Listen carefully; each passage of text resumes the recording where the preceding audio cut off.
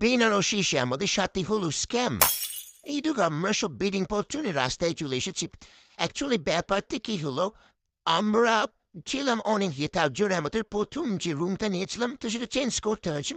আর পরের যে রুমটা রয়েছে সেটাতেও অনেক রকমের প্রবলেম ছিল, চার্জিং প্লাগ ছিল না, অনেক রকমের সমস্যা। তার জন্য আমরা আবার বেডিং পত্র নিয়ে বাইরে বেরিয়েছি অন্য একটা রুম খুঁজতে। তো দেখো সকলের রিভিউটা শুনে নাও। এই যে একটু তাকাও, এখানে কেন এখন ঘুরতে যাবে না? ঋতুকে ভাইরাল কর, ভাইরাল। আমরা সব বেডিং পত্র নিয়ে চলে এসেছিলাম বেনারস রাস্তায়। আর এটা ছিল গৌতুলিয়া চক। আর এরপর সবাই ডিসাইড করছিলাম যে কোন হোটেলে বা কোথায় যাওয়া হবে। রাস্তার মধ্যে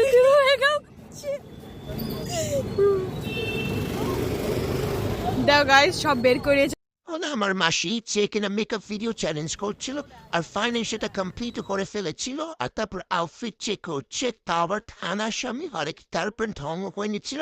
আর তারপরে আমরা চলে আসি কালপুরের মন্দিরের কাছে, যেখানে কথিত আছে নাকি বেনারসের সর্বপ্রথম এসে কালপুরের মন্দির কাছে দর্শন করতে পায় এবং সেখান থেকে অনুমতি নিতে হয় পুরো বেনারস ঘোরার জন্য।